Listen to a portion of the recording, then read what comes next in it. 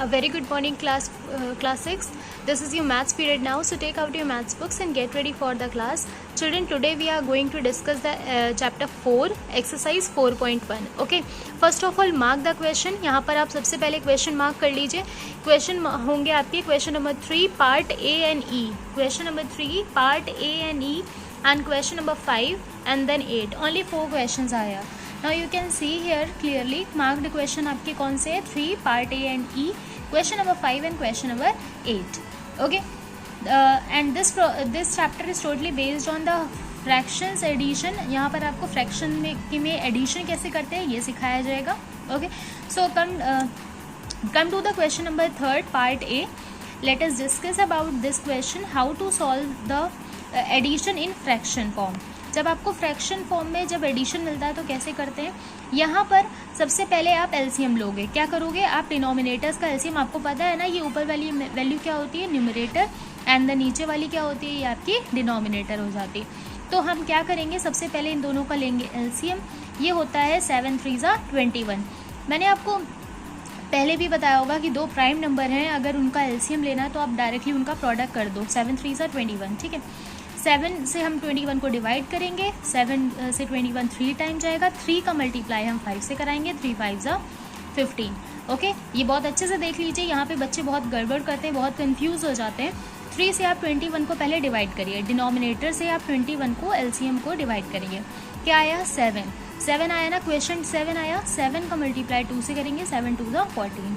ये थोड़ा लेंदी लगता है बोलने में, लेकिन करने में ये बहुत ईजी होता है. ठीक है, अब हम इन्हें ऐड कर देते हैं. 5 4 9, 1 + 1 2 एंड अपॉन में क्या आ जाएगा, 21. This will be your answer. Clear है सबको. नेक्स्ट आ जाते हैं क्वेश्चन नंबर ई देख लेते हैं. अब आप कहोगे कि यहाँ पर तो मैम कोई डिनोमिनेटर है नहीं, तो ऐसे केसेस में हम यहाँ पे 1 कंसिडर करते हैं. आपको पता होना चाहिए. ठीक है, यहाँ पर क्या करते हैं, 1 कंसिडर करते हैं. नेक्स्ट आपका स्टेप मूव करते हैं. ये आपका क्या है, ये सारे डिनोमिनेटर थे. सारे डिनोमिनेटर आपके पास जितने भी फ्रैक्शंस हो, ठीक है ना, जितने भी फ्रैक्शंस हो आप सबका क्या करो, डिनोमिनेटर्स का एलसीएम लो. पहला स्टेप होता है आपका एलसीएम लेना. तो हम यहाँ एलसीएम लेंगे, तो ये आपका प्राइम नंबर है ना, और ये क्या है, इवन नंबर है. तो हम इसको डायरेक्टली क्या कर लेते हैं, मल्टीप्लाई. 4 5 20.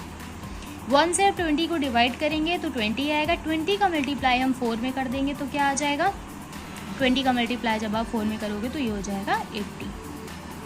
ठीक, 4 से आप 20 को डिवाइड करो. 5 5 3 15. अगेन 5 से आप 20 को डिवाइड करो. 4 8 32. Now add them all. अब हम 80 15 और 32 को क्या करेंगे, ऐड कर देंगे. ये हो जाएगा 5 + 2, ये हो जाएगा आपका 7 एंड 3 + 1 4, 4 एंड 8 12. ये हो गया आपका न्यूमरेटर एंड ये हो गया आपका डिनोमिनेटर. ठीक है, ये हो गया आपका आंसर.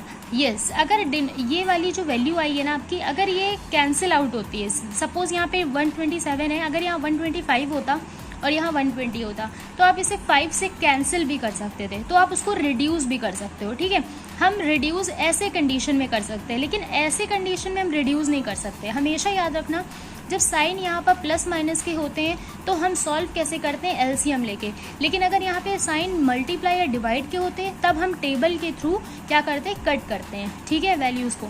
ये चीज़ बच्चे बहुत गलत करते हैं. प्लस माइनस के केस में भी ऐसे 4 4 कैंसिल कर देते हैं, 4 2 कैंसिल कर देते हैं. नहीं, यहाँ पे साइन प्लस का है ना, प्लस माइनस के 2 ऑपरेशन ऐसे होते हैं जिनके ऑपरेशंस के टाइम पर हम कैंसिल नहीं करते हैं, मल्टीप्लाई या डिवाइड में ही करते हैं. ओके, नेक्स्ट है आपका, नेक्स्ट आ जाते हैं मोर क्वेश्चन. हम देख लेते हैं. सपोज बच्चों यहाँ पर क्या है, मिक्स फ्रैक्शन है. तो मिक्स फ्रैक्शन को सबसे पहले आप कन्वर्ट करोगे इम्प्रॉपर में, उसके बाद आप सॉल्व करोगे. अब जैसे ये वाले क्वेश्चन में देख लीजिए, यहाँ पर भी इम्प्रॉपर है, तो इम्प्रॉपर को कन्वर्ट कर लीजिए. 2 7 14. 14 में आप 3 ऐड कर देंगे. 17/2. ठीक है, 17/2 आपको मिल जाएगा. उसके बाद आप इसको सॉल्व करेंगे बिल्कुल एज इट इज प्रोसेस से, जैसे अभी मैंने आपको बताया. नेक्स्ट आते हैं क्वेश्चन नंबर 5 में. क्वेश्चन नंबर 5 कहता है the weight of an empty box is this. आपको वेट बताया एम्प्टी बॉक्स का, राइट. तो वेट आपका जो एम्प्टी बॉक्स का है ये है. एन ऑब्जेक्ट हैविंग वेट इतना, एक ऑब्जेक्ट के पास वेट इतना है. प्लेस्ड इन द बॉक्स, उसे उस बॉक्स में रखा गया है. आपसे कहा है find the total weight of, find the weight of the box with the object के साथ. तो सबसे पहले चिल्ड्रन आप ये देखिए कि क्वेश्चन नंबर 5 है आपका. तो वेट ऑफ अ बॉक्स कितना है, बॉक्स का अकेले का वेट कितना है? वेट ऑफ अ बॉक्स आपका दिया हुआ है, गिवन है 3 होल 5/7। तो सबसे पहले इसे कन्वर्ट कर लीजिए। 7 3 ज़ा 21, 21 + 5 26/7। ओके, ये आप कुछ बच्चे क्या करते हैं 26 लिखकर 7 लिखना भूल जाते हैं, तो आप डिनोमिनेटर को कैसे छोड़ सकते हो? नहीं छोड़ सकते। जब आप 7 से 26 को डिवाइड करोगे ना तो आपका यही आएगा, इसलिए हम इसको ये लिख सकते हैं। इसका मतलब ये नहीं कि हम सिर्फ 26 लिखेंगे। ओके, बहुत ध्यान से किया कीजिए। आगे क्या है? यूनिट क्या है? केजी।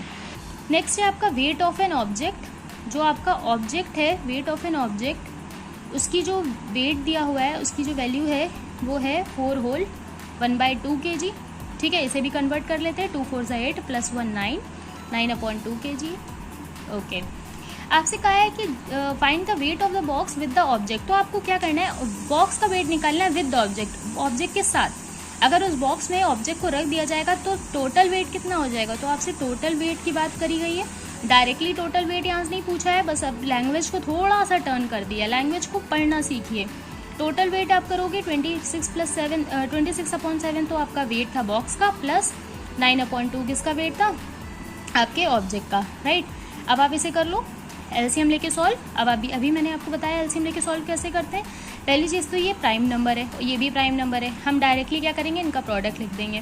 7 से 14 को डिवाइड करेंगे, 2 आएगा, 2 का मल्टीप्लाई हम यहाँ पे कर देंगे। ठीक है, 2 से 14 को डिवाइड करेंगे, 7 आएगा, 7 का मल्टीप्लाई हम यहाँ पे कर देंगे। तो यहाँ मल्टीप्लाई कर लेते हैं। 2 6 = 12, 1 कैरी, 2 2 = 4, 1 5। ओके, 9 ये क्या है? 7 7 9 = 63। ओके, देन क्या हो जाएगा आपका? ऐड कर देंगे 3 2 3 5 5 6 11, ये हो जाएगा आपका 115/4 kg। आप चाहो तो इसे मिक्स्ड में भी कन्वर्ट कर सकते हो। मिक्स्ड कैसे करते हैं? आप जब डिवाइड करते हो ना, जैसे इस तरह से डिवाइड करते हो तो क्या होता है? डिवाइड करने के बाद आपको एक रिमाइंडर मिलता है, एक आपको क्वेश्चंट मिलता है। तो हम अपने क्वेश्चंट को यहाँ पर क्वेश्चंट को हम यहाँ होल में लिखते हैं। ठीक है, फिर जो रिमाइंडर आता है उसे यहाँ लिखते हैं, और जो ये डिवाइज़र होता है उसे यहाँ लिखते हैं। इस तरह से ये हो जाता है आपका मिक्स्ड फ्रैक्शन। क्लियर है सबको? ओके, नेक्स्ट मूव करते हैं क्वेश्चन नंबर 8 में। एक बार आप आंसर ज़रूर से चेक कर लेना। जब भी क्वेश्चन सॉल्व करो आंसर ज़रूर से चेक करो। A bus covered 7 whole 1/2 kilometre in 1 hour. 1 hour में डिस्टेंस कितनी कवर करी है एक बस ने? 7 whole 1/2। A car covered 3 whole 4/9 kilometre, more distance than bus in the same time. एक ही टाइम में दोनों चीज़ें चल रही हैं, बस and car. Okay, so firstly क्या करेंगे? पहले क्वेश्चन को बहुत अच्छे से समझ लेते हैं। अब bus covered 7 whole 1/2 kilometre in 1 hour. कोई बस है वो 1 आवर में कितना डिस्टेंस कवर कर रही है? डिस्टेंस कवर कर रही है 7 होल 1/2 किलोमीटर। किलोमीटर यूनिट है, हम यूनिट के साथ लिखते हैं।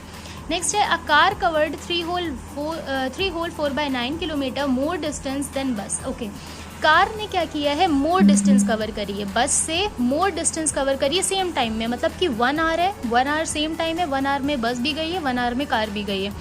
3 होल 4/9 किलोमीटर मोर, इसका मतलब समझते हैं आप? मोर का मतलब ज़्यादा, दैट मीन्स इतना उसने ज़्यादा कवर किया है।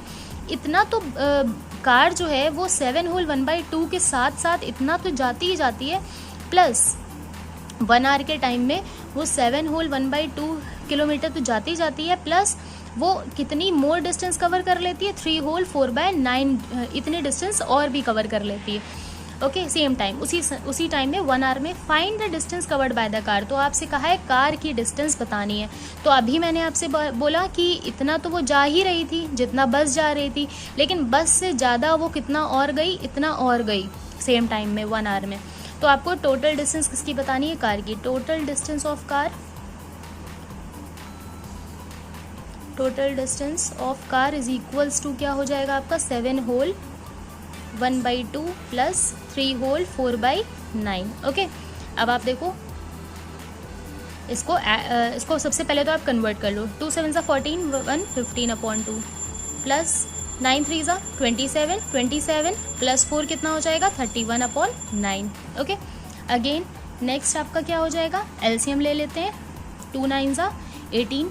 या तो आप ऐसे कर लो, या तो फिर आप इसका एलसीएम लोगे तो भी आपका वही आएगा। ठीक है, अब आपको इसके आगे सॉल्व करना आता है। 2 से आप 18 को डिवाइड करो, जो आए उसका मल्टीप्लाई यहाँ पे करो। फिर अगेन 9 से आप 18 को डिवाइड करो, जो आए उसका मल्टीप्लाई आप यहाँ पर करो, ठीक है। इस तरह से आपको करना है। फिर अब यहाँ पे कर सकते हो आप, मल्टीप्लाई करा लेंगे। 9 का 15 में कितना होता है 135, राइट। प्लस यहाँ पर 2 1 ज़ा 2, 2 3 ज़ा 6, 62 सॉल्व कर लेंगे। 135 में 62 को ऐड कर देंगे। 5 + 2 कितना होता है 7, 6 + 3 9 एंड 1 आपका ये पहले से ही है, 18 यहाँ पर आ जाएगा। आप चाहो तो इसे कन्वर्ट कर सकते हो मिक्स फ्रैक्शन में, और या तो ऐसे लिखना हो तो ऐसे लिख सकते हो, कोई दिक्कत नहीं है। जैसे मिक्स फ्रैक्शन में कर लो, क्योंकि हमेशा आंसर को हम छोटे से शॉर्ट करके रिप्रेजेंट करते हैं, ठीक है। तो आप इसे क्या करना, कन्वर्ट कर लेना मिक्स फ्रैक्शन में। 18 से 197 को आप डिवाइड कर लेना, आपका आंसर आ जाएगा। क्लियर है सबको इतना? Now complete this all 4 question in your notebook. And children one more thing, if आपको इनमें से कुछ क्वेश्चंस देखने को मिल जाते हैं तो आप उसे सीखो कैसे करना है। सपोज ये वाला क्वेश्चन है तो आप इसे कन्वर्ट करो एंड देन सॉल्व करो। ये क्वेश्चन है तो आप इसे कन्वर्ट करो एंड देन सॉल्व करो, ठीक है। ये क्वेश्चन है तो आप इसे कन्वर्ट कर लो बीच वाली वैल्यू को और फिर उसको सॉल्व करो, okay. Now 4.1 exercise is completed. In the next video I will explain the exercise 4.2 also. Okay, thanks for watching.